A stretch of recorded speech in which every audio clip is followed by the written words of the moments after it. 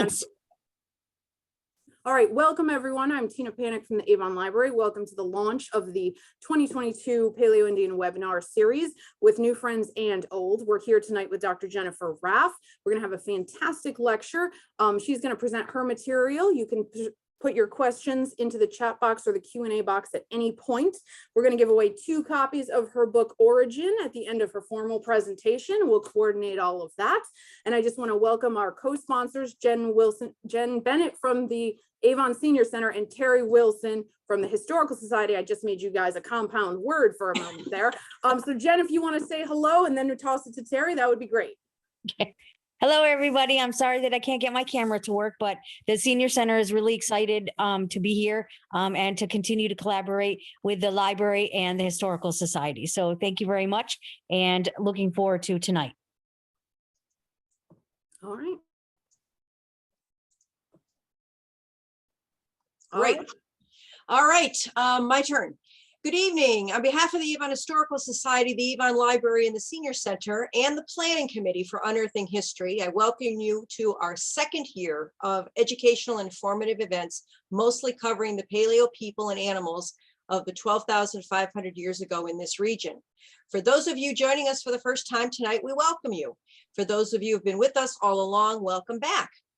Our original planning committee is now joined with the new partners that you've seen on the screen, the Avon Land Trust, the Farmington River Watershed Association, and the Institute for American Indian Studies in Washington, Connecticut. And we have to thank a grant from the Lower Farmington River and Salmon Brook Wild and Scenic Committee, which is bringing the 5 presentations to you this year. Their funding comes from the National Park Service, which recognizes the importance of continuing education of all river matters in this country. The origin of this webinar series is the discovery in 2019 of the Brian D. Jones Paleo-Indian site along the Farmington River here in Avon, Connecticut. To learn more about that site, please visit the Avon Historical Society's website. There's a drop-down page that says Brian D. Jones site, and there's a brief story of how and why it was founded, a Q&A section, and a link to the Connecticut Magazine story from January of this year that to date is probably the most comprehensive explanation of what's happened since 2019. Many of you have asked how we find our topics and speakers for this series, and to be very honest, they come from recommendations of the experts in this field. For example, if you watched the 3rd webinar last year in May, you may recall the presenter was Professor Ken Fader, who spent over 40 years literally digging up and finding archaeological sites all over Connecticut. During his talk, he told us about tonight's presenter, Dr. Jennifer Raff, because her research was being featured in that month's Scientific American issue with a cover entitled Journey into the Americas. He was quite excited and said she had developed new theories based on genetic and archaeological discoveries about how this continent was populated. He recommended that we invite her to speak this year and to mention his name. The very next morning, we contacted Dr. Raff. She immediately agreed to give this presentation to us this year. And it comes at the best time because her book on the subject that we're giving out tonight just came out last month. And as Tina had said, 2 signed copies will be presented tonight to 2 winners. Since 2015, Dr. Jennifer Raff has been an assistant professor in the Department of Anthropology and the assistant director of the Laboratory of Biological Anthropology at the University of Kansas. She has her bachelor's, her master's, and PhD in anthropology from Indiana University.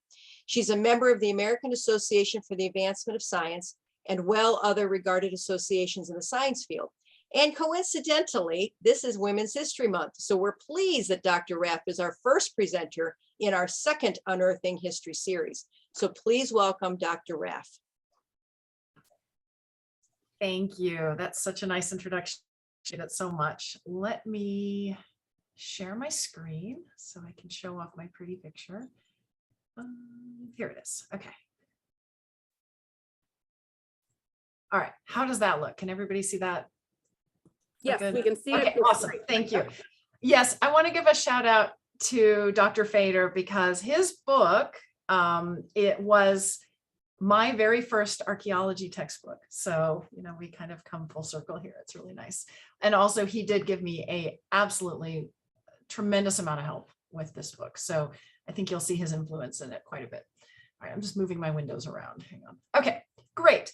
Hello, everyone, and thank you so much for inviting me. I'm really honored to be a speaker in this series, and really excited to share with you the sort of themes of my book. It's going to be a survey of the book and of the field right now, as it is. Of course, I will be having to go through some topics kind of shallowly, but I hope that maybe we can dive into them in more in depth in the Q&A when specific questions. So just to let you know where I am, today I am in Lawrence, Kansas. This university, the University of Kansas, sits on the traditional lands of the Kaw, which are also known as the Kansa, and the Osage nations. And so Kansas is an interesting place. It's got a very long history, not just to the Civil War and bleeding Kansas, but much farther in time, back in time. It's an area with a long history of forced migration and relocation. So many tribes have been forced into or through this region. And of course, disastrous consequences to all the people who have underwent the effects of settler colonialism. So our lab group, which consists of a number of faculty and students, we try to advocate and support for the sovereignty of all Indigenous peoples and their community. Are currently today 4 federally recognized tribes in Kansas. So the Prairie Band Potawatomi Nation, the Kickapoo tribe in Kansas, the Sac and Fox Nation of Missouri in Kansas and Nebraska, and the Iowa tribe of Kansas and Nebraska. And then there are many other Indigenous peoples from many other communities who live here in Lawrence, specifically because of Haskell Indian Nations University, which has been here since the 19th century. So I'm going to go ahead and get started. And I just wanted to say that, I've published, I've just been absolutely astonished at how many people have found it so interesting. And I guess maybe that I shouldn't have been so surprised, because people are really fascinated by the history of the Americas. They were the last continents to be peopled by modern, the last step on our global journey. And I think in this moment, although we used to have a pretty good idea of how people came here, currently, I think we are of tremendous flux as a discipline, those of us who study the past in the Americas, and especially the deep past. New models, new data have emerged that have revealed to us that the process of peopling the Americas is far more complicated than we had originally envisioned. In fact, I think we're learning so many new details each year that it's hard even for me to keep up with this, and I do this full time. So today, what I'm hoping, I'm not going to give you the full story, the complete story, the final story. Instead, I'm going to give you what I hope is a simple summary of the state of the science and the different opinions that archaeologists have and how they interpret the evidence, and also bring genetics into this so that when you hear of new results that are coming out in the future, you'll be able to contextualize them.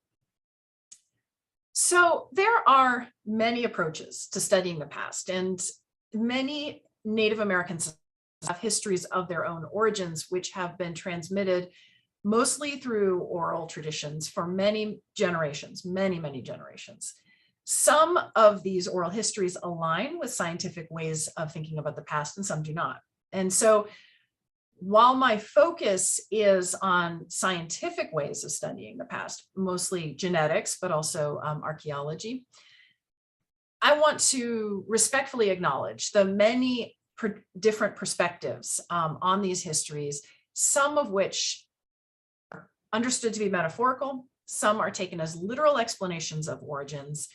All of them have very ancient roots. And I want to stress that although events in the past unfolded in a particular, our ability to understand what happened is limited by the tools and the data that are available. So I'm going to be telling you a lot about genetics, but I want you to understand that our data set, the actual number of genomes that we have to reconstruct these histories, it's actually pretty small. And it seems as though every time we sequence a new genome, or rather other big labs sequence new genomes, and hopefully ours soon, every time we sequence a new genome, it changes the story. Sometimes a little bit, sometimes a lot. And so while I prioritize genetics as a tool for understanding the past in my own research, I just want to say that the stories that DNA are not complete, and they are also not the only way to understand how history is unfolded. And the same is true for all of the approaches on the screen.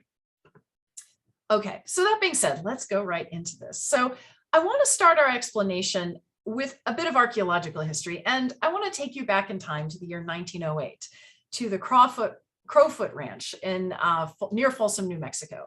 So it's September, it's hot. The cowboys are out riding through the wild horse arroyo looking for stray cattle after a major flood nearly wiped out Folsom. And this particular cowboy named George McJunkin noticed something at the base of the arroyo, a pile of bones. And Duncan recognized immediately that they were not one of the cows killed in the flood that he was trying to track down. So these remains were old and dry. They were not freshly decayed. And he also recognized that these were not the remains of cattle. They were the remains of a bison. And it was much larger than any other bison he'd ever seen before. The reason he was able to recognize this was because he was not only a cowboy, but he was also a bison hunter and a very well-educated, although self-taught naturalist. George McJunkin was born into slavery and had been living as a free man since the end of the Civil War. He left home and took up the life of a cowboy and went on cattle drives and had just some incredible adventures. He's a really fascinating historical figure. And he became this expert horse breaker. And I mean, if you just look at his posture, you can see what an amazing rider he was. And he traded his expertise in horse breaking for reading and writing lessons. And once he was literate, he became obsessed with natural history and read everything he could on the subject. And that knowledge placed him, he was the right man at the to recognize the significance of what he found. So these remains were the remains of an extinct animal, an extinct kind of bison. And we know now today that this bison was from the Pleistocene. Unfortunately, so McJunkin had removed some of their bones, and he went around to his friends who had similar interests and tried to get them to come out and investigate the site. But he had a hard time getting anybody really enthusiastic about this, or at least willing to make the long trek to go see the site. And he died without realizing that he had made one of the most important discoveries in North American archaeology.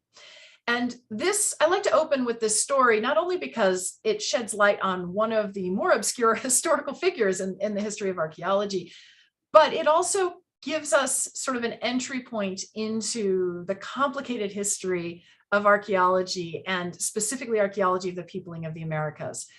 And the ways in which non-native scholars have to think about this history. This history, I think, is extremely important because it's intertwined with our present day understanding of the scientific evidence. And there are a number of points of connection that reach from this not so distant past into our present understanding and the way we interpret the evidence. So, since the time of European contact and colonization, Europeans and Euro-Americans have been fascinated by the origins of Native Americans. They were not mentioned in the Bible, and so Europeans were very disturbed, surprised by the people who were not in the Bible. They didn't really know how to situate them in their frameworks. So there were a number of attempts to sort of figure out who were Native Americans, or who were Indians, as they called them. And they were also, at the same time, they were curious not just about the people they were encountering, but about the monuments, the mounds, the great earthworks, the fantastic.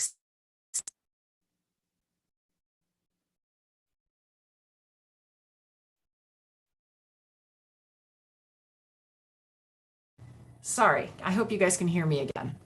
My speaker, for some reason, keeps switching over to my earbuds, which I put in a different room, and it's still doing it, and I cannot change that. Okay, everybody can hear me, yes? Yes, we have your sound back. Yes. Sorry, I will just stop and change it back every time it does that. I don't know why it's doing that.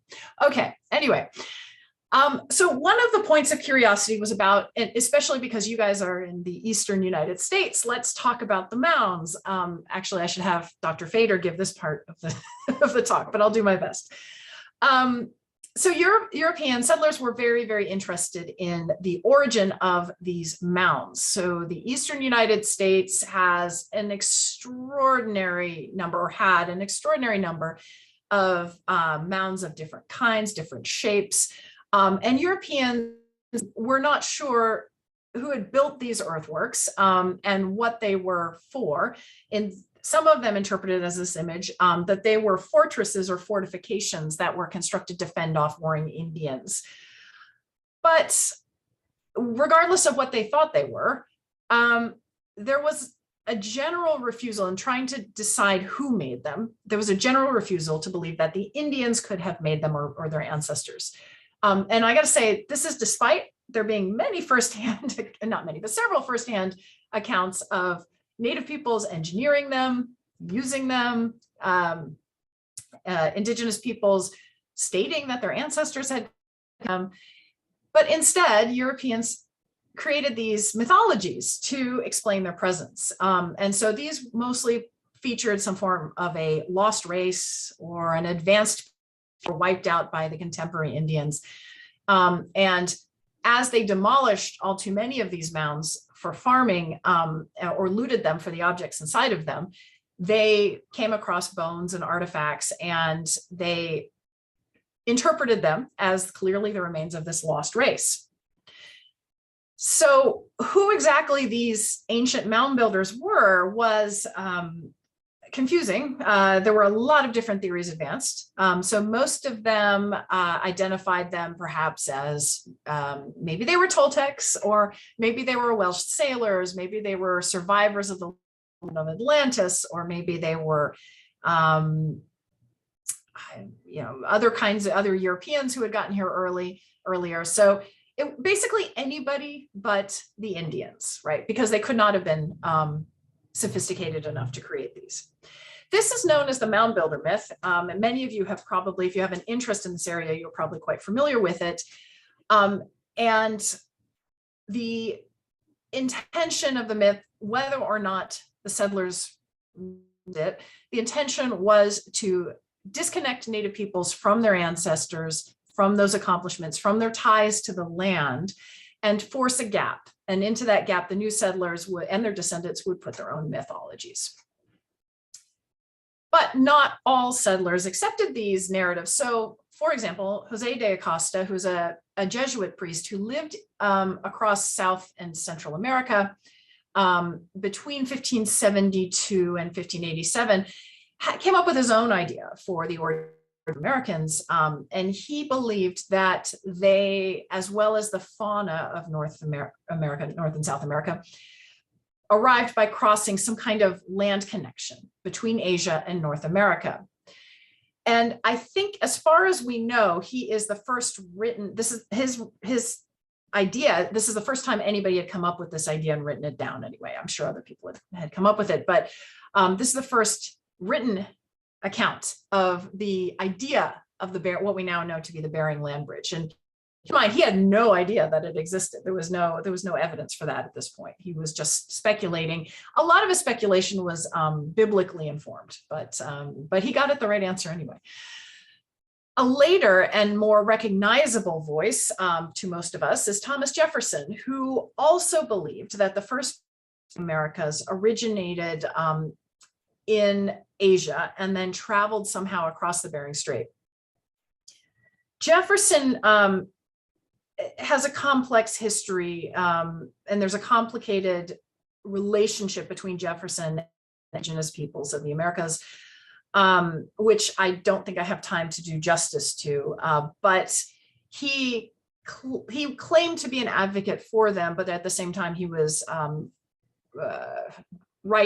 writings and his policies that he passed was not so sympathetic to them. So it's a bit of a complicated history there. One of the things that Jefferson is known for in archaeology is essentially inventing the tradition of American scientific archaeology. So before this, before Jefferson, it was really a lot of antiquarians who would, sort of study antiquities and come up with ideas. Jefferson actually excavated, or rather I'm pretty secure in speculating, I think, that it was really his enslaved workers who excavated a mound on his property or near his property in Virginia. And as he did so, he set out to excavate this mound in order to test the idea that the people buried in there were killed by a great war event, like a great battle. And he was able to disprove that through his careful and methodical study of the remains and the artifacts in the mound. And so he is credited being the father of American archaeology. But again, it's a bit of a mixed bag. So Jefferson brought this really needed empirical scientific approach to the study of the past.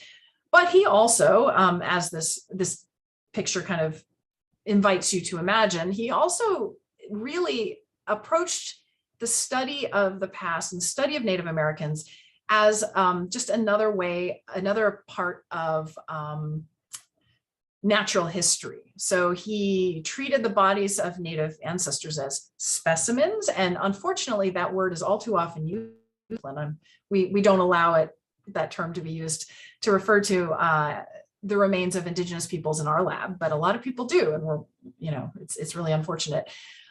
He viewed them as objects of study rather than the remains of revered ancestors, and treated them accordingly.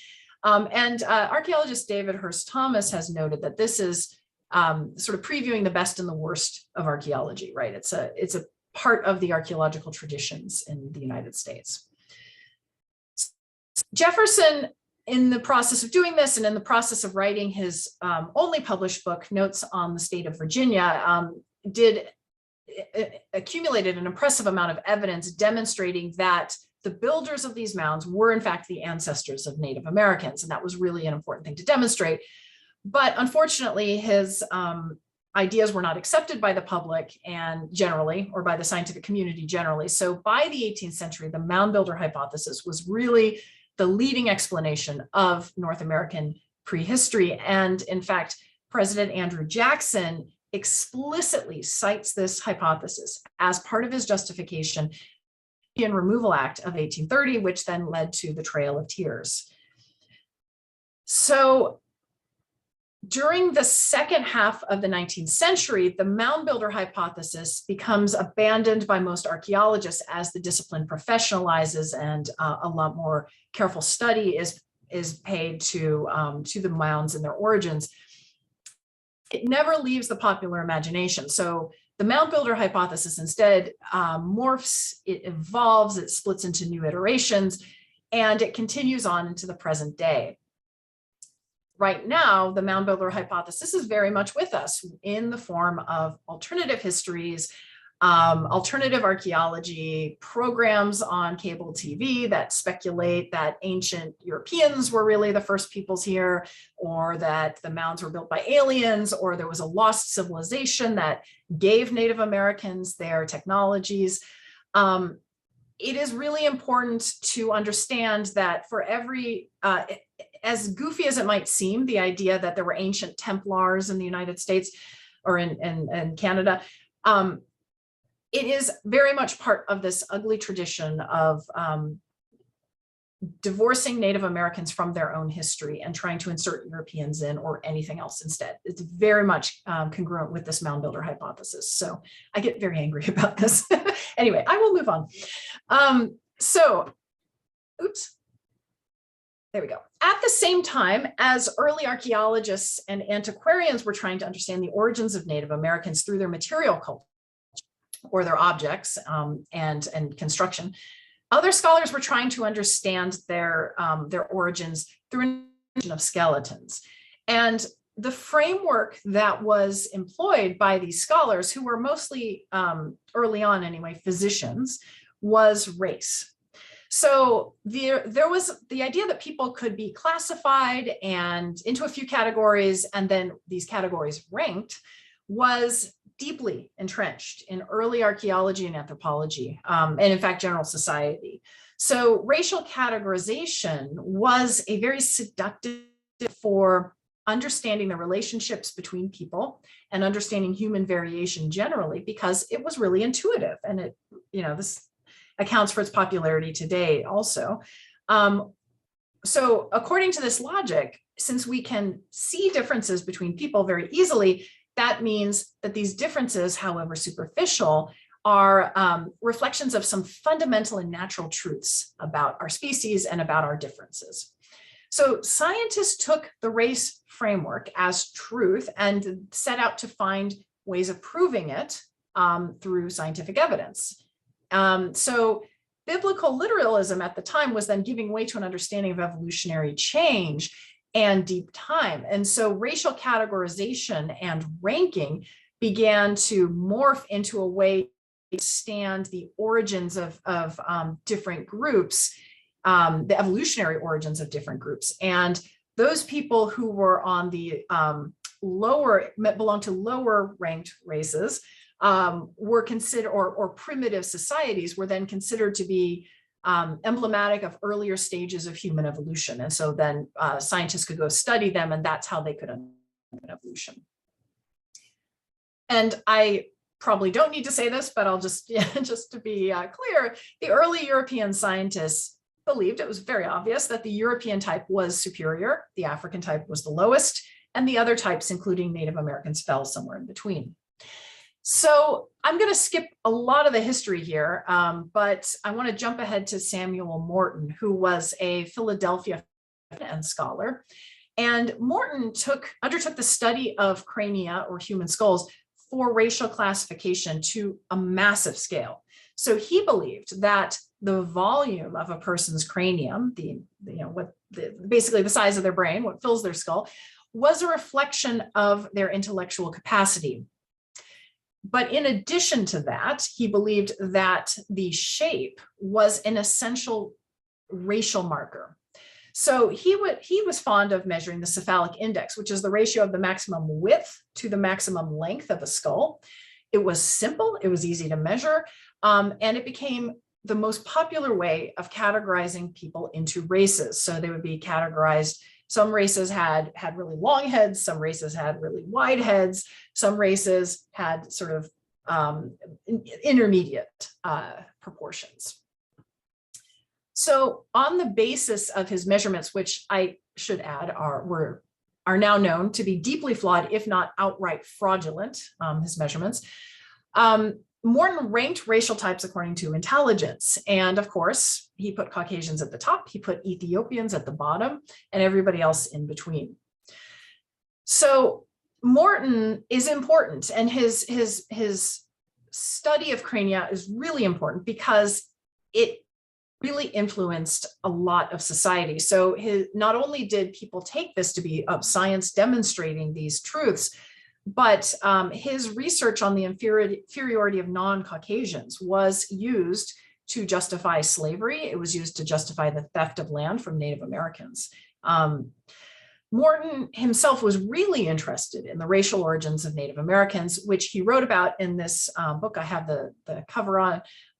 This is his best known work, a study of Native American morphology called Crania Americana. It was published in 1839. Oops. Okay, so in the first half of the 20th century, we're moving kind of closer to the present day, classifying people according to their race was still going strong. And in fact, it became the central preoccupation of the discipline of physical anthropology, a new discipline in the United States, founded by a small group of scholars. A lot of them are here on the first issue of the American Journal of Physical Anthropology, led by a man named Alice Hrdlicka. And I won't spend a whole lot of time talking about Hrdlicka, but he was a really important figure in physical anthropology. Physical anthropology's early focus was really influenced by the social and political issues of the time, especially eugenics. So some, although not all, of the early physical anthropologists viewed their work as really crucial to the eugenics project. Hrdlička and others who were measuring skulls and trying to, and operating under the assumption that skull shape was a very stable and fixed marker of race, and useful for understanding human population origins. They were running around measuring skulls everywhere. Hrdlička was digging up graves and amassing huge collections of Native American ancestor remains, many of which still exist today. But other research by other physical anthropologists was slowly undermining this idea. And we learned gradually as a discipline, I say we because this is my discipline, we gradually learned that skull shape and skull size is plastic. That is to say, it's influenced by environmental factors. It's influenced by all sorts of processes, developmental processes, things that we don't really understand fully, but it is certainly not a stable, fixed marker of race. So this is really important to know.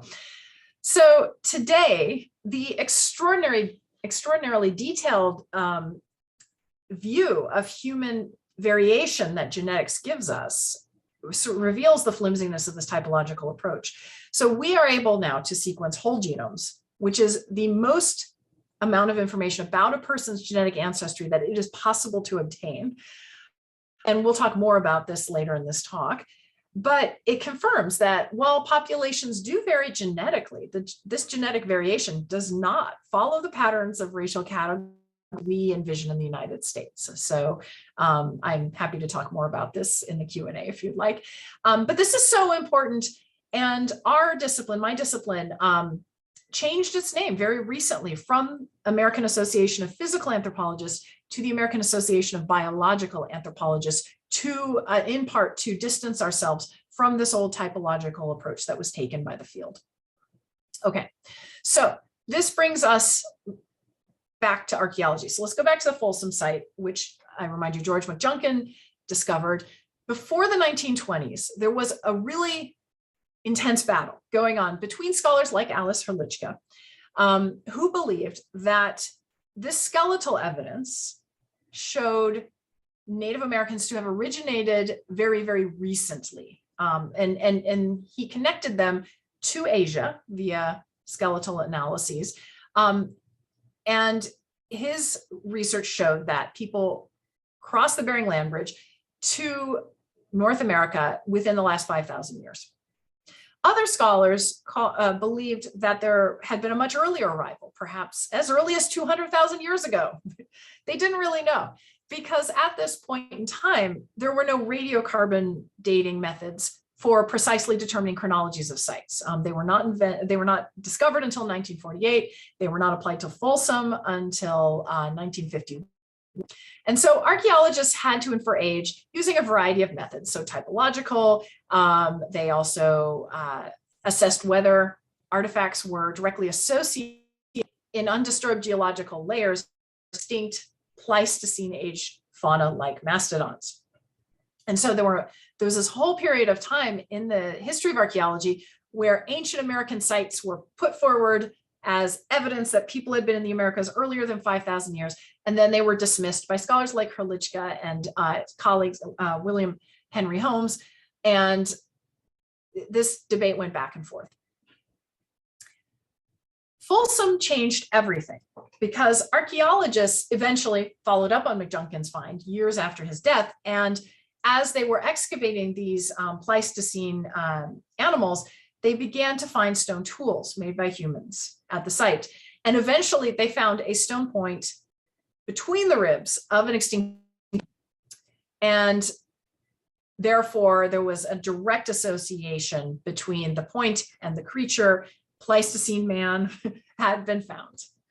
So more evidence soon followed. The Folsom site showed archaeologists what to look for. So it not only overturned this dogma that humans had only been in the Americas after the Pleistocene, but it also showed them that they could look for extinct animal remains and find more evidence of the humans that had hunted them. So radiocarbon dating made it possible to establish absolute chronologies, and a new model then began to emerge. And so this model took into account this apparently sudden and widespread appearance of archaeological sites that were characterized by these projectile points here, which are Clovis points.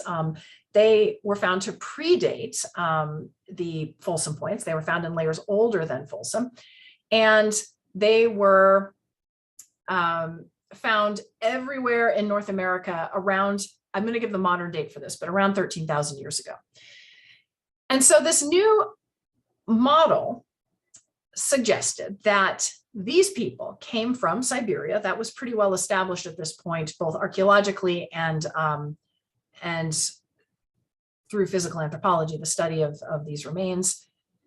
So these ancestors came from Siberia. They led a rugged existence, hunting mammoths and other ice beasts, and they lived in these small bands of extended families. They ranged widely over the land. They ate their prey. When the land bridge formed, they crossed the land bridge very quickly, and they then reached this ice wall that was blocking further entry into south of basically Canada. And they were stuck there and could not make any further progress. And so this land connection, which of course is the Bering Land Bridge, was first imagined by Acosta, and it actually existed. So as you know, it existed between about 50,000 and 11,000 years ago in the center of Beringia. So that is the lowland region between Siberia and the Mackenzie River in Canada. This area remained ice-free during the glaciation. And I want to talk a second about that glaciation because I think it's really important to understand the environmental context here. So during what we call the last glacial maximum, the environment globally, it was a period of cooling and arid conditions. This reached its peak in this part of the world between about 26,000 and 19,000 years ago. And during the LGM, as I'm going to abbreviate it, enormous quantities of water were bound up in glacial ice that covers enormous stretches of the continents, including most of North America. So the coastlines were very different than they are today, as is shown in this this little this GIF, or yeah, GIF. So you can see the coastline changes over time, beginning about 21,000 years ago. So the LGM was a really harsh place to live. I guess actually the GIF's not working. Oh well. That's what Beringia looks like at 17,000 years ago. So good enough. So the LGM was a very harsh time to live. So it was really cold. It was really dry. The distribution of plants and animals was very different than it is today. Large regions of the Northern Hemisphere were actually deserts. And so around the world, the archaeological record shows us that during the LGM, at the height of the LGM, people retreat into refugia, climate refugia, where they could access resources. And they could not move very far into the Americas. Although they could cross Beringia, they were prevented from moving further because of that ice sheet. So potential routes of entry began to open up only after the Earth began slowly warming. So the first route of entry into the Americas would have been along the Alaska coast, so along the coast, by about 16 to 17,000 years ago. The second would have been in interior North America, which, well, estimates differ for when this was first accessible. It was definitely open and had animals moving through this ice-free corridor about 13,000 years ago. It may have been open as early as 14,000 years ago, give or take. All right, so returning to this model, the prevailing model for the peopling of the Americas during the second half of the 20th century held that a small group of hunter-gatherers crossed the Bering Land Bridge near the end of the late Pleistocene, move swiftly down this ice-free corridor, and then people the continents. So this model persisted for nearly 50 years. It may be the one you learned at school. It was the one I learned in school as an undergrad. Although when I continued on with my graduate studies at Indiana University, I quickly learned from my advisor, Dr. Rika Kasel, that this was not the favorite model of geneticists.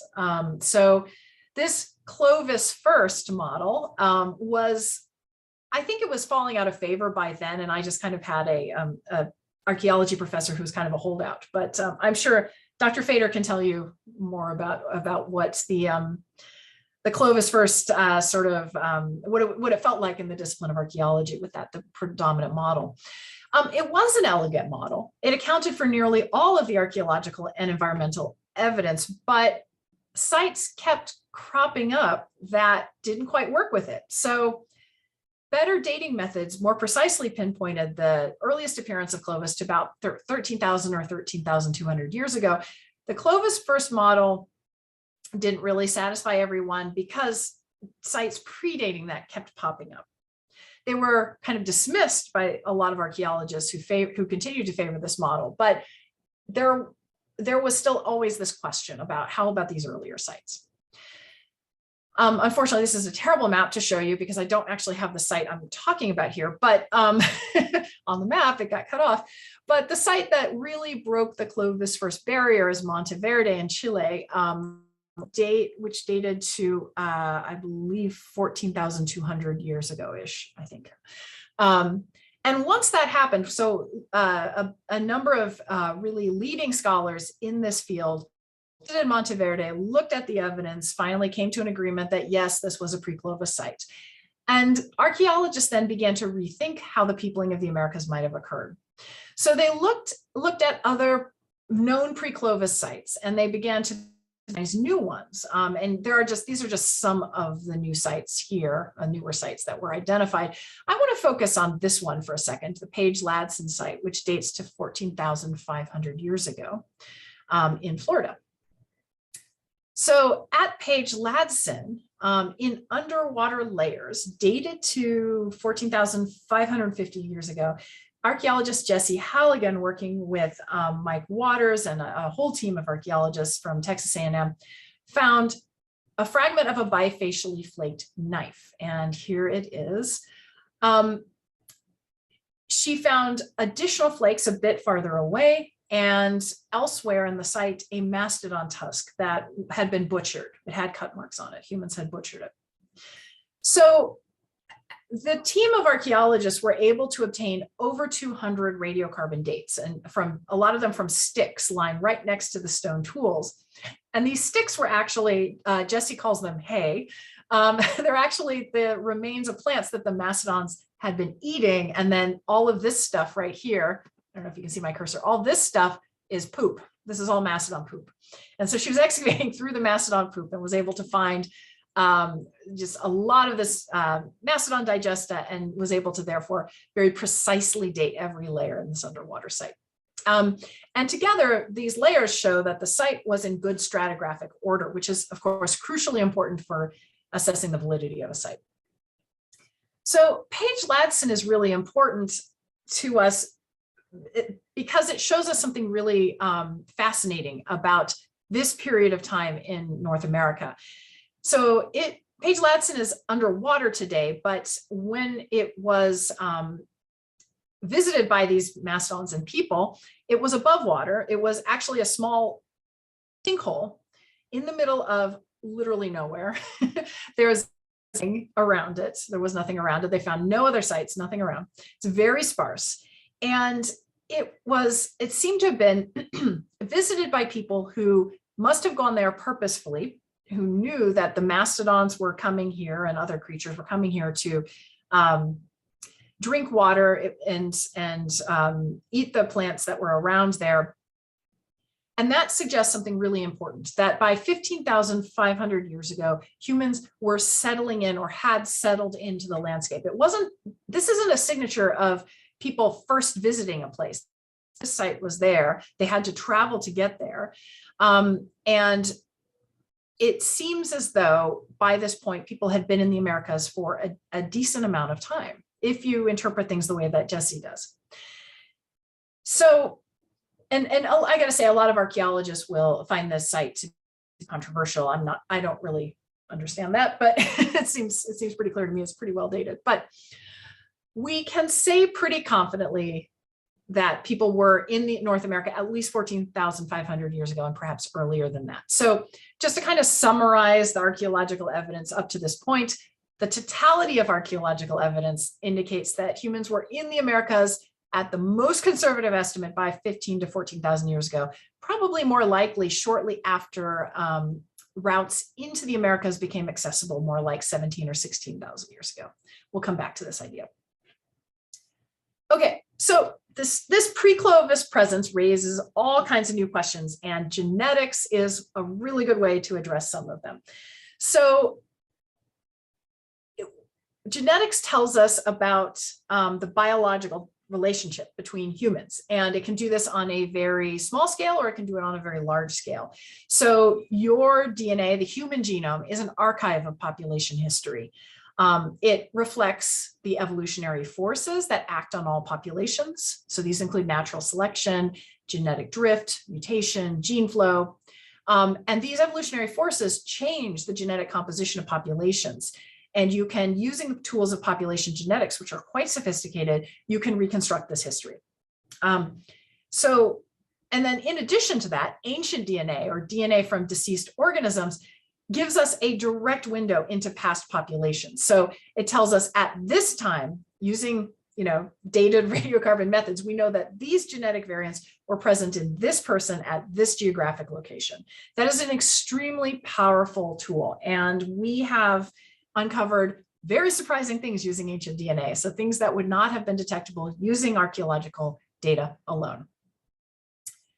So long before techniques were invented that allowed scientists to amplify and sequence DNA and sort of read variation directly from genes, human genetic differences had to be inferred by looking at what we call classical genetic markers, like blood groups, variants of other proteins, and these are called polymorphisms. Doesn't matter.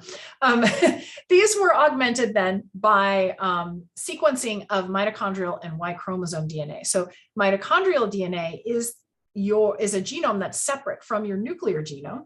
It's present in the mitochondria of your cells, and it's maternally inherited. So your mitochondrial genome is the same as your mother's, her mother's, and so forth.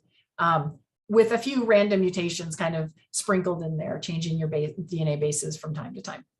Same thing with the Y chromosome DNA, except that only biological males have it, and it's only inherited paternally. So mitochondrial DNA can tell you about maternal history.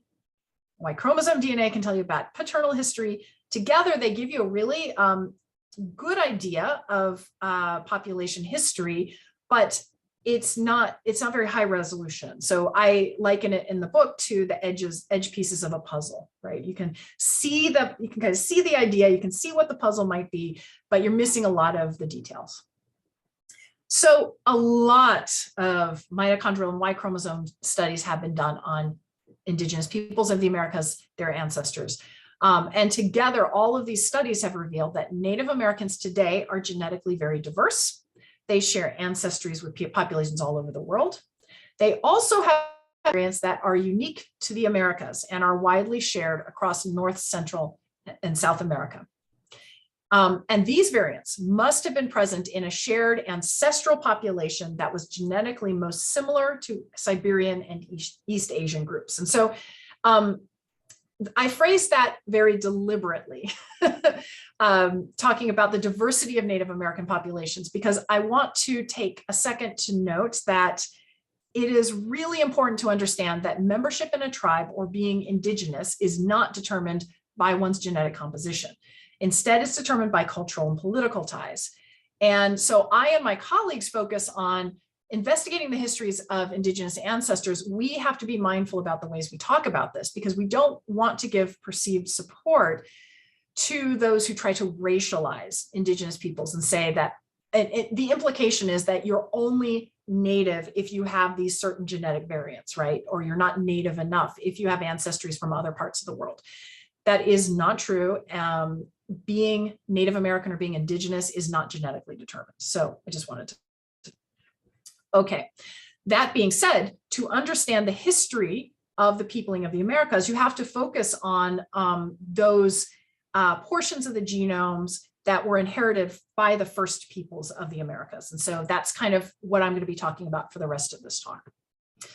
Okay, so we are living through a revolution in the scientific study of human history. So when the Human Genome Project was published, when methods for reading the DNA sequences of complete nuclear genomes, all 3 billion base pairs, when these became available, the ancient DNA community quickly realized the potential of these methods. And in contrast to the sort of limited window on history that one can get from mitochondrial or Y chromosome studies, those edge pieces of the puzzle, complete genomes offer the entire population history. You get those interior pieces doing complete genome sequencing.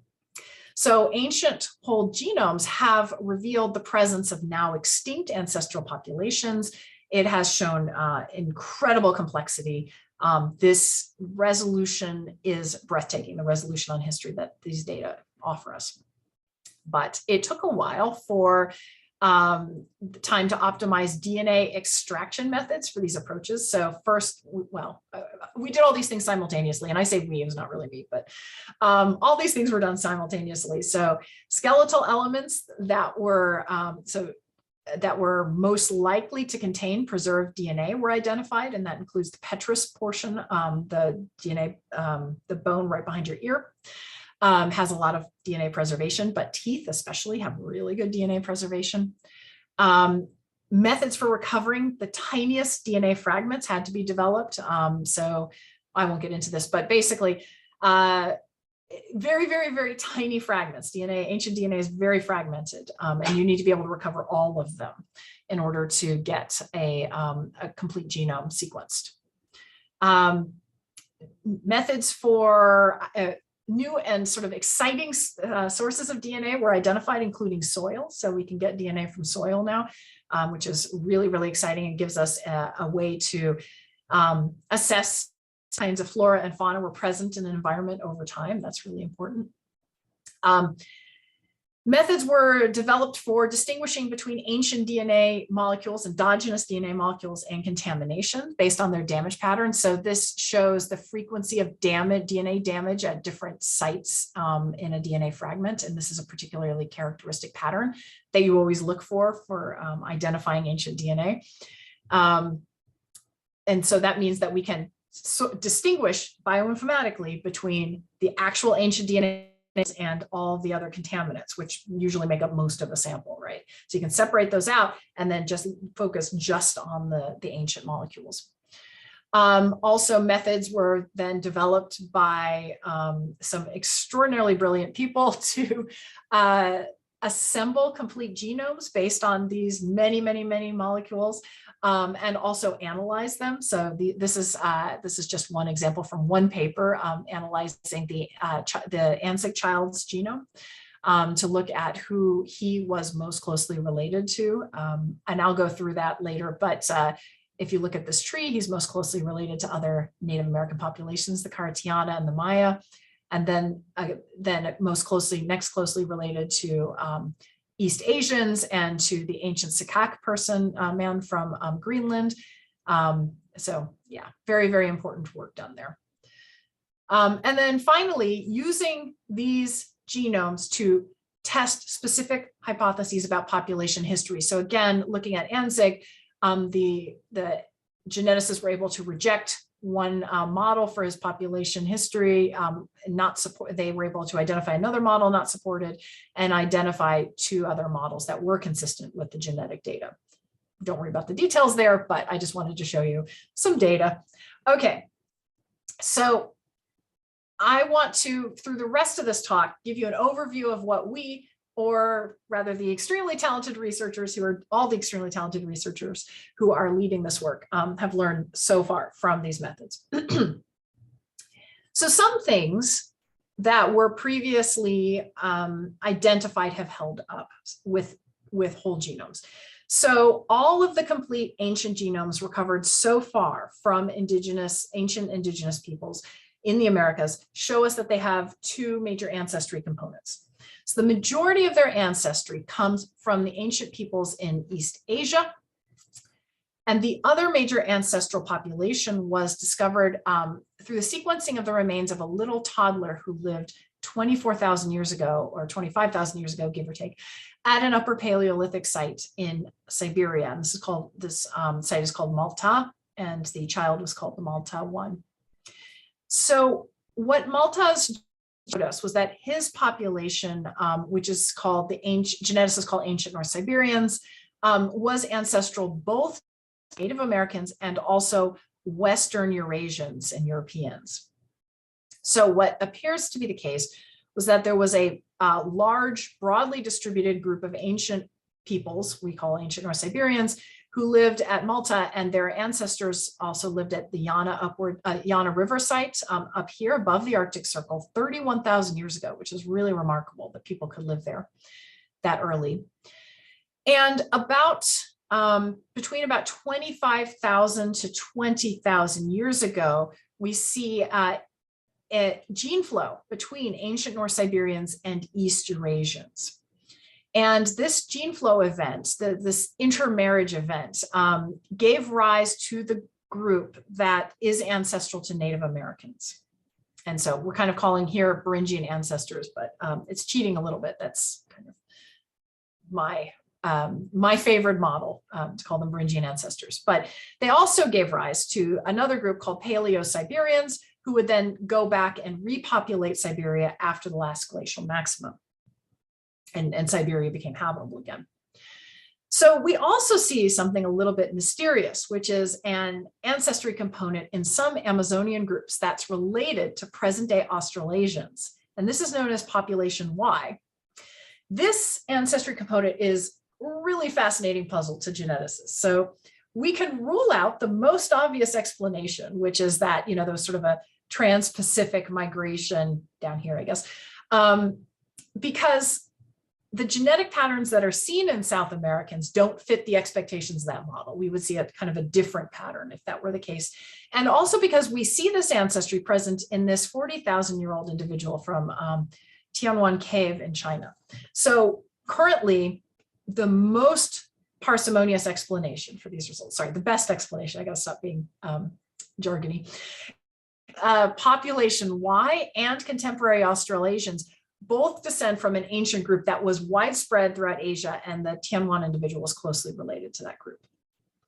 Okay, so let's return back to the last glacial maximum. We have the mixing of these ancient North Siberians and these East Asians, and then this descended group becomes isolated for several thousand years.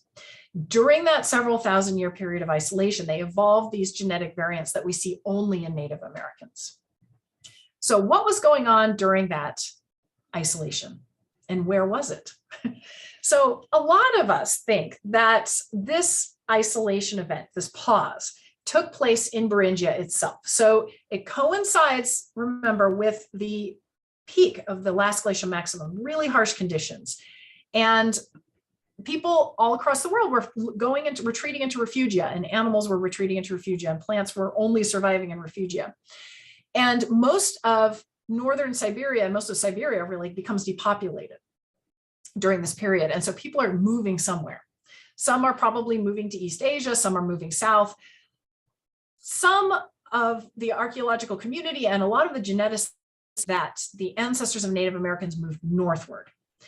And the reason for that, northward and eastward, and the reason for that is that paleoclimactic reconstruction showed that this coast here, the southern margin of central Beringia, was actually a relatively decent place to live during this period. It would have had warmer temperatures, higher plant productivity, presumably birds and marine mammals to live on. These, living along the coast, you would have had a lot of resources. So perhaps the pause, this isolation period, took place in Beringia itself, right along this area. We don't actually have any evidence of this, direct evidence of this archaeologically, because of course it's all underwater. We can't really go there to look for archaeological sites. There are some caves and bluefish caves and a couple of other sites that have been proposed as potentially LGM period sites, but they're quite controversial. I like them, but a lot of archaeologists are skeptical of them. So the oldest sites in Alaska, actually, I guess I don't have it on this map, date to 14,100 years ago. That's the Swan Point site. And then there's a cluster of other sites dating to after 14,000 years ago. Okay, so and then about 14,000 years ago, there's a really clear connection between peoples on either side of the Bering Land Bridge. So that's really interesting. So we don't have direct evidence of the Beringian source population where they were. Some archaeologists then argue that actually it was probably over here, but geneticists generally don't think that a population could remain isolated if it was near other populations, because when populations are close to each other, they experience gene flow, which is, a nice euphemism for lots of sex happening in babies. So that is ruled out by the genetic evidence. We see clear evidence of this ancestral population being isolated. So a lot of us think that it's actually far more likely they were away from other populations. Okay. So next step in the process, as the population ancestral to Native Americans was isolated, maybe here, I'm going to reveal my own bias by putting them right here. It also seems to have been splitting into several subgroups. And so we know this from the genome of a child who was buried under a house at the Upward Sun River site here, and also from another genome recovered from an individual here at the Trail Creek Cave site. So these burials, though they're much more recent than the events that took place, actually belong to a population that's distinct from Native Americans.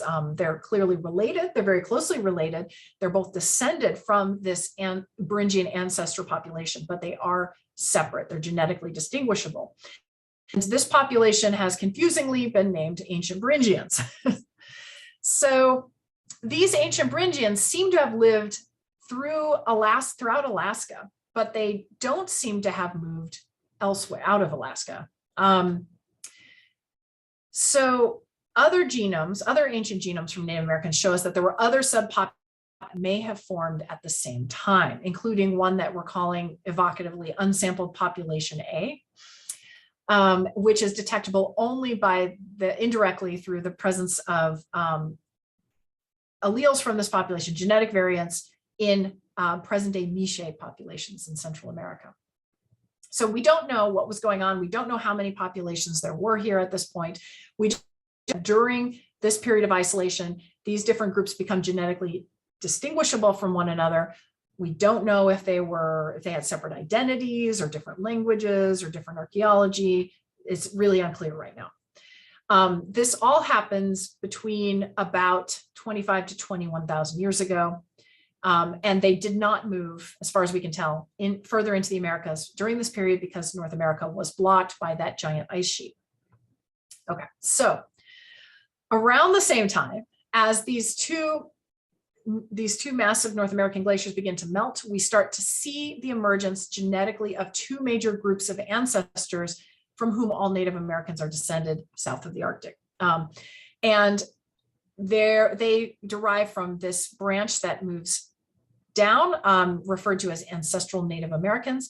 These two branches that split are referred to as Northern Native Americans, which are found in this region, and Southern Native Americans, which are found everywhere else. So this emergence, these two branches, NNA, Northern Native Americans and Southern Native Americans, split from each other sometime between about 17,500 years ago and 14,600 years ago. That's kind of a wide range, which reflects the fact that we don't have a lot of genomes that we can throw into this analysis.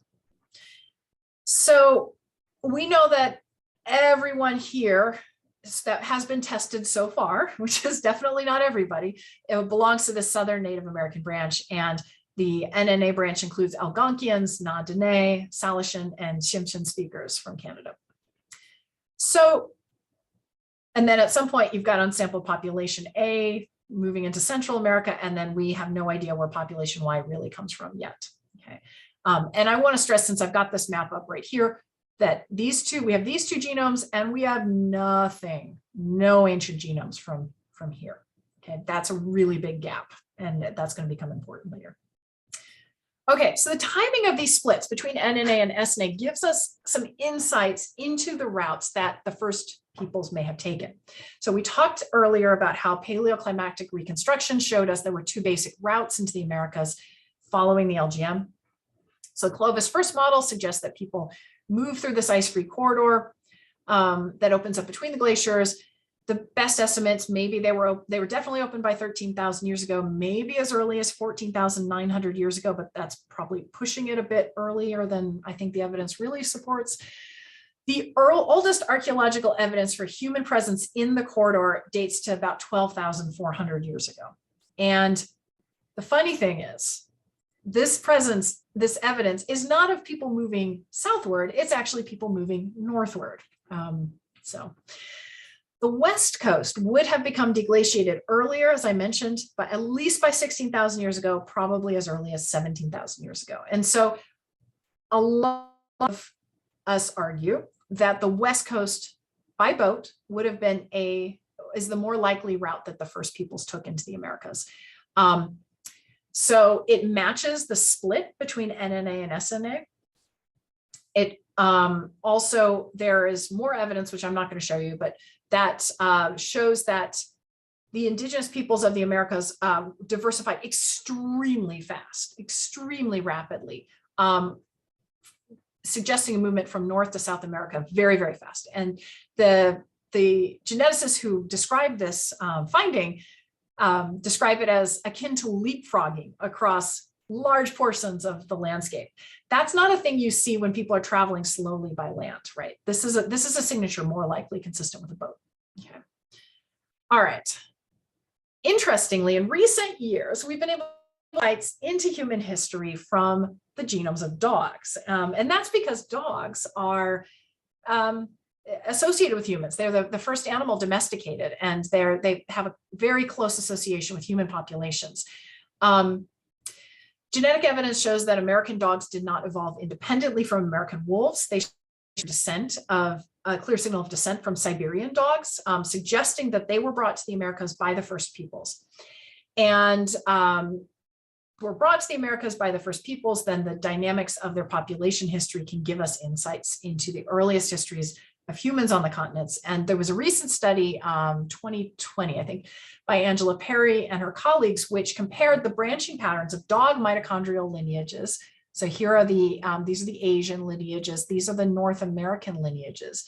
And they compared them in the timing of the splits of these branches to the ones that we know of humans. And they match really well, really, really well. For time purposes, I won't get into this in great detail, but you can just see the branching patterns looking really, really close. And the placement of these nodes corresponds to time, although I think it got a little bit cut off. Unfortunately, you can't see the dates here, but the timing corresponds as well. Okay, so that was a lot. Whoops, I'm jumping ahead. That was a lot. So I kind of just want to give you a summary of the timing from genetics, and take this with a grain of salt because, as I showed you earlier, limited data, right? But the timing inferred from genetics shows that ancestral Native Americans diverged from Siberian and East Asian populations about 25,000 years ago, plus or minus. That ancient Beringians and the other Native American lineages split between 22 and 18,000 years ago at the height of the last glacial maximum, and during that period of isolation, and that Native Americans diverge into two branches, NNA and SNA, between about 17,500 and 14,600 years ago, corresponding pretty well with the opening of the West Coast route, the boat route, corresponding a little bit better to the opening of that route than to the ice-free corridor route. Okay, but this is a really tidy story, but it might be complicated by a recent discovery in archaeology that happened just as I was about to turn in the final version of my book. So that was fun. I was able to get it in, but only a little bit, not as much as I would have liked. So a lot of archaeological sites that have been claimed to be older than the last glacial maximum have been advanced, and they've usually been quashed by archaeologists who find them unconvincing. They don't generally meet the high rigorous standard of evidence that archaeologists set out to determine the validity of a site. But this site meets the criteria. These are footprints. And I think when I saw these images, I gasped. I mean, they are astonishing. These footprints have been dated to 22,000 years ago, 23,000 years ago. And they are in deposits, lakeshore deposits in the White Sands National Park, which is here.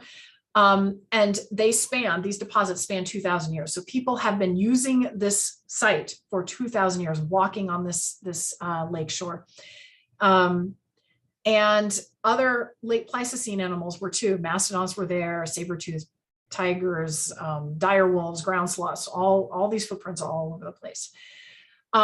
There's a lot of fascinating details that you can get from this, like the age of the individuals. These are mostly children and young adults who were present at this site. So this is the strongest site, the strongest candidate for pre-LGM site. And if it holds up to scrutiny, this will force us to really rethink our model thoughts on this, which I probably won't get into unless you want to ask me in the Q&A. How to reconcile the genetic evidence with the archaeology evidence, how to reconcile this early date with the evidence that the majority of archaeological evidence is actually much later, right? So where were people in the intervening period, right?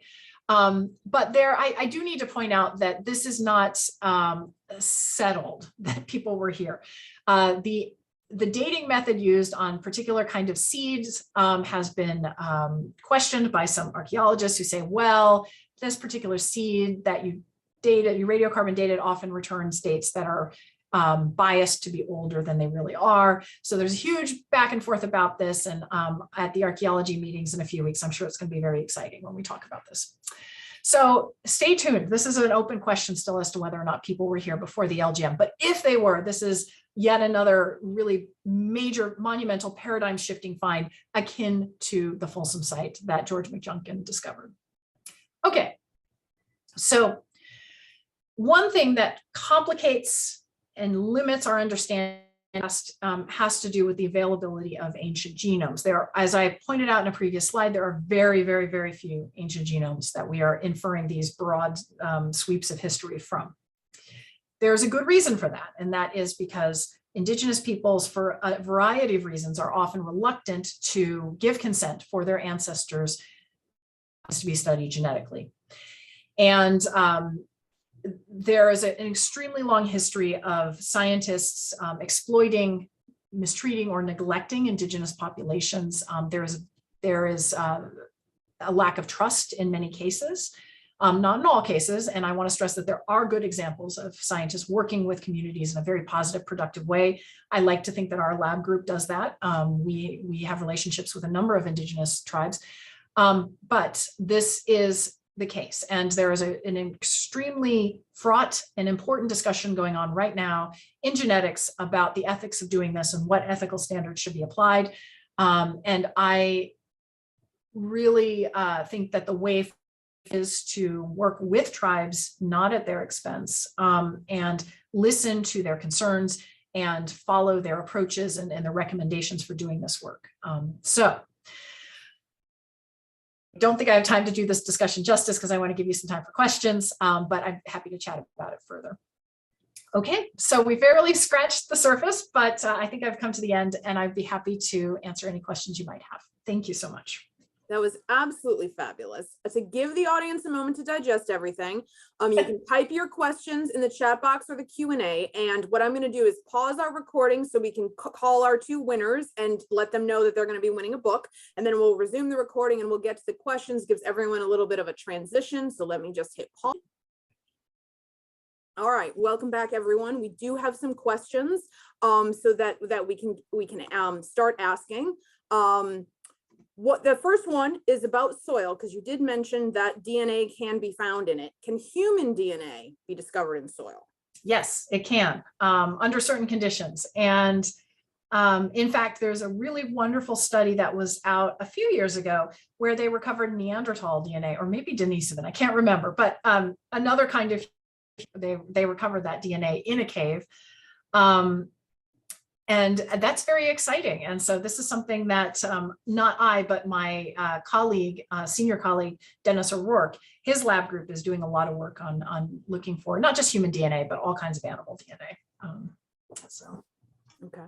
Our next question goes back towards the beginning of your presentation. In Florida, when you were talking about the mastodon poop, and it was preserved when what happened when the water level rose, and then how were you then able to, did it stay intact, or was it only bits of undigested vegetated matter that remained? Yeah, that's a good question. Okay, so I've never been to the site, so I'm relying on just what Jessie told me when I interviewed her, and from her papers, but the poop itself is not, well formed anymore. It's not intact. It's not like, you think of a fossilized coprolite, right? It's not a coprolite.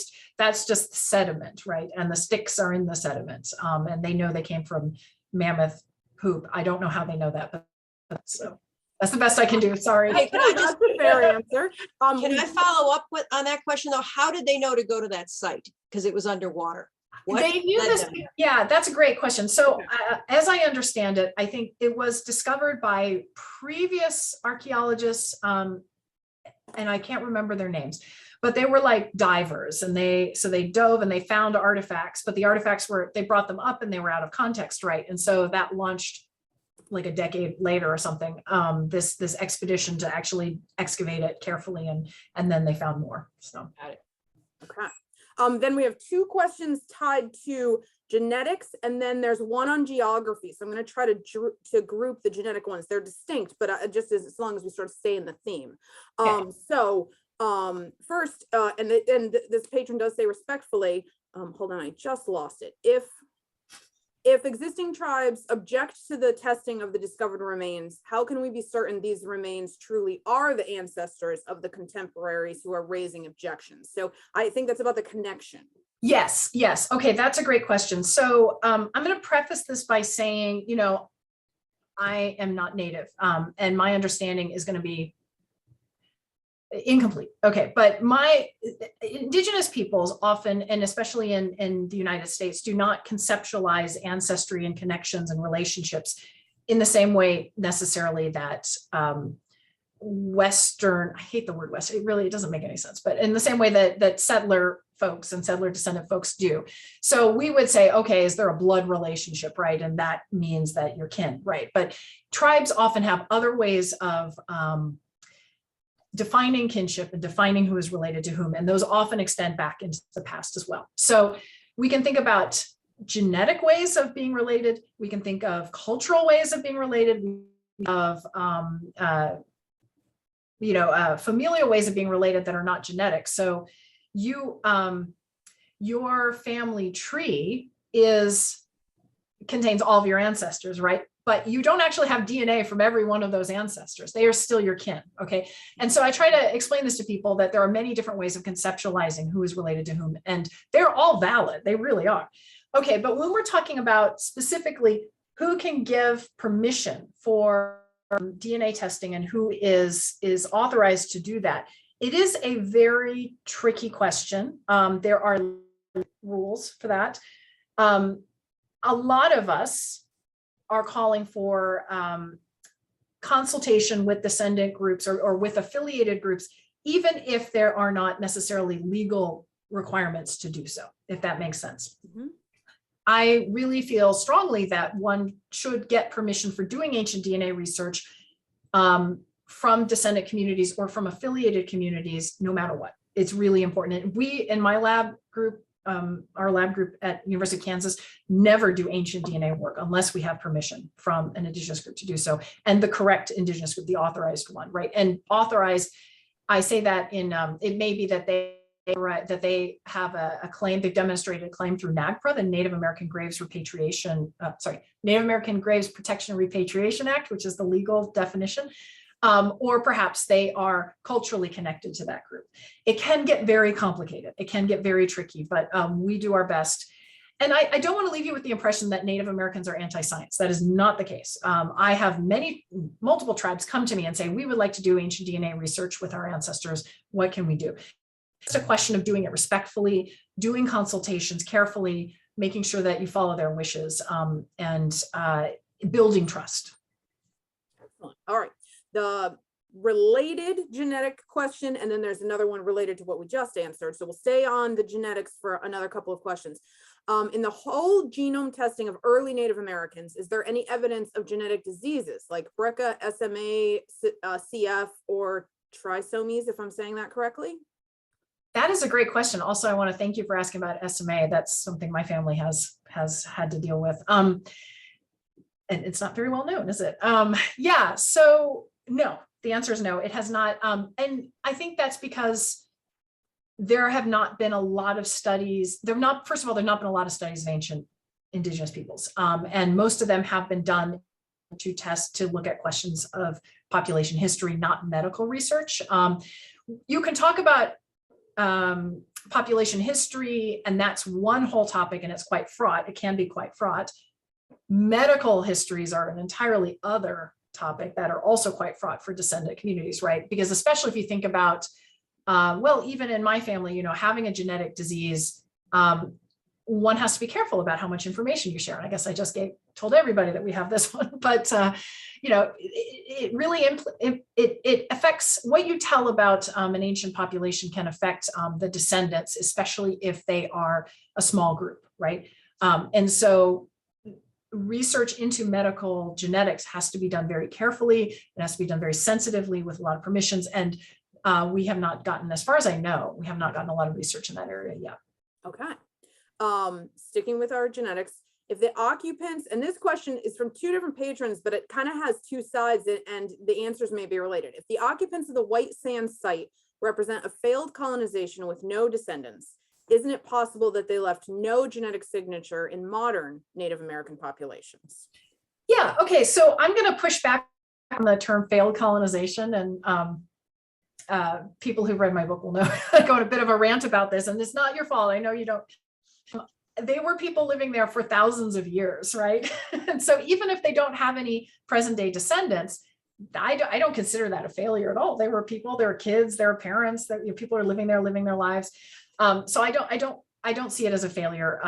But what we see again and again in the genetic record, we see quite often populations that don't leave present day descendants, and that's not unexpected, right?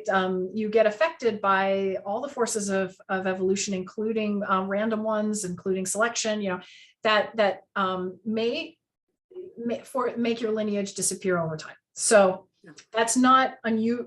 I mean, I guess it's maybe unusual. I guess we don't really know how common it is, but we certainly do see populations that have no presence. Is White Sands one of them? Well, we don't know. So we don't have any DNA from people at the site. There are no burials at the site, as far as we know. They're just these footprints. It looks like a pretty sizable population, and they were certainly living there for a long period of time. So how do we square that with the other evidence? Maybe it was a group that migrated early before the LGM and then have no descendants. Maybe that's population Y, or some other group that we don't know about yet.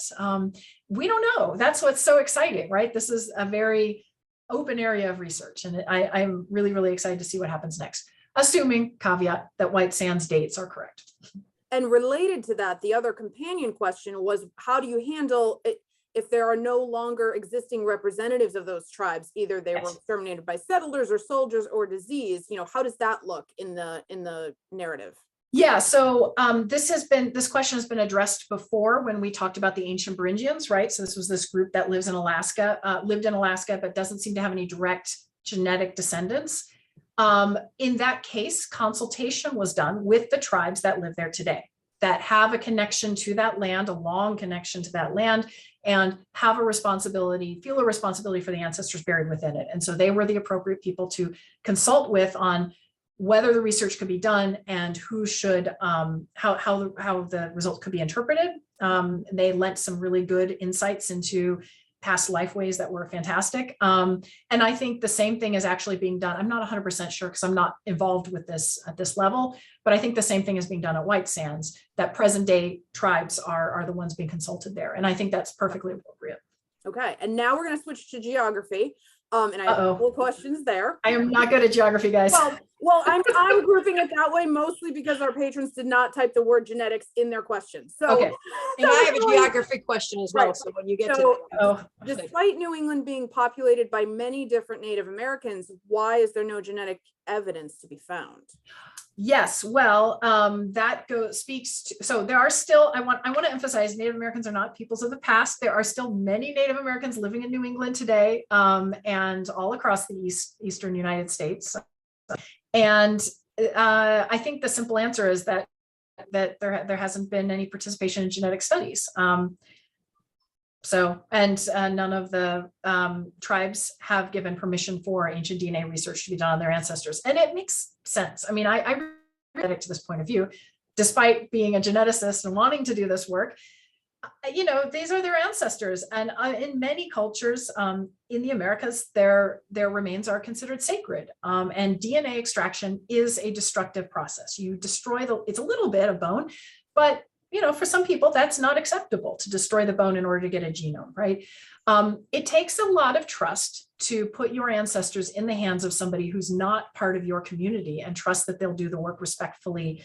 And I think that trust needs to be built. And I think we're in the process of working through this, but I think it'll be a long time till we have all these answers. Okay. If ever. I mean, they may continue to say no, and that's fine. Are there any theories that on what caused the ice-free corridor? Perhaps a glacial lake? Yeah. So, oh gosh. Okay. So I think the ice-free corridor simply emerged, and it opened from the two extremes and then moved inwards, right? So it was kind of like a zipper going from both sides. And it simply melted because I guess the ice was thinnest there. I don't really know. But as the earth warmed, right, the glaciers were melting. And so that corridor opens up first and then it kind of moves out, I think.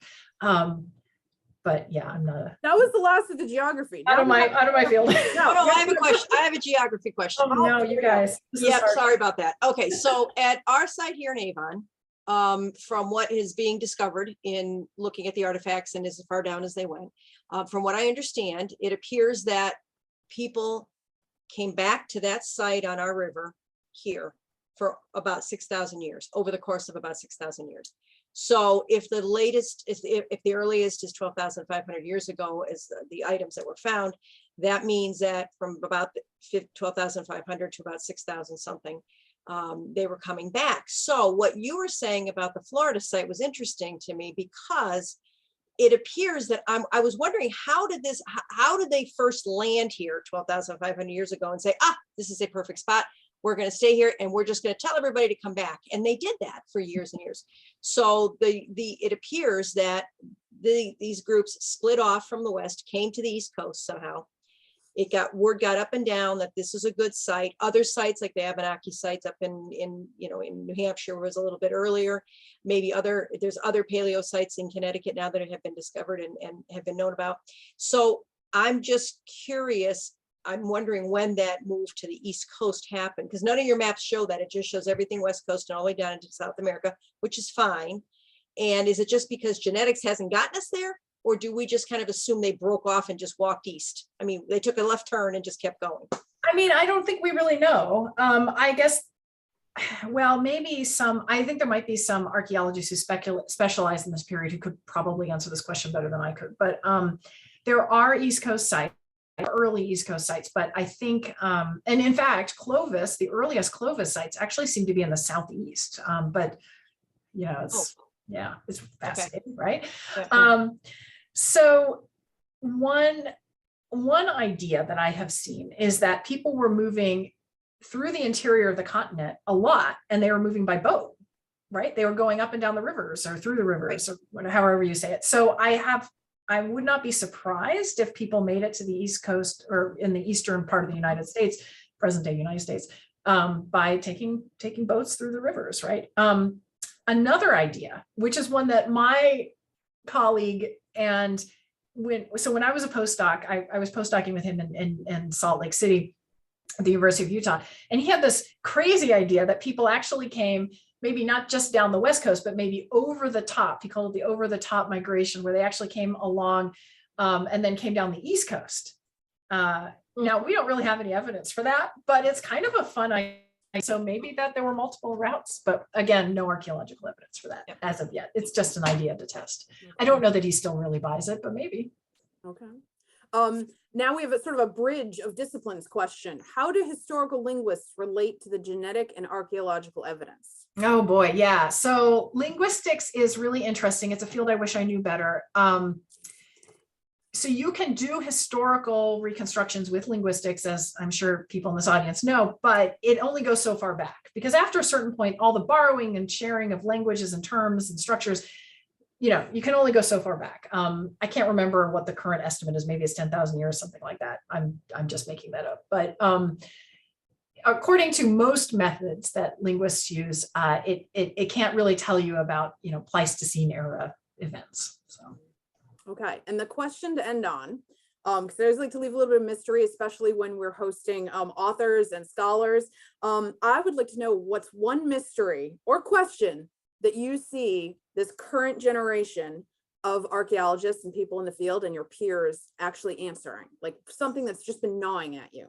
Oh, well, right. I guess the answer today would be different than it would have been if you asked me a year ago, but today it's the White Sand Site. What does that mean? Who was living there, right? So I kind of end my talk on my most exciting thing. Yeah, that's, and I guess personally, the part of research that I'm doing, it's what is the genetic variation present in peoples in the mid-continental United States, that big blank spot on the map. That's what I'm working on. So stay tuned. Yeah. Fantastic. We have multiple invitations from our audience for you to come see our site, to come. Oh my gosh, I would love to. So we're happy to host you, not just for another lecture, but to drive you through and around everything. Oh my gosh, yes, that'd be fun. Stupid COVID. I want to. Yeah, right. Come out. So for everyone who attended, you will receive the recording. It will get sent right to your email. You'll get the information for the next lecture in this series. All you have to do is open your email tomorrow. Everything will be there for you. So thank you, Dr. Raff, for joining us tonight. And thank you, everyone in the audience, for being part of our new series this year. And we'll see everybody again next month. Thank you, everybody. Take Good care. night. Good night.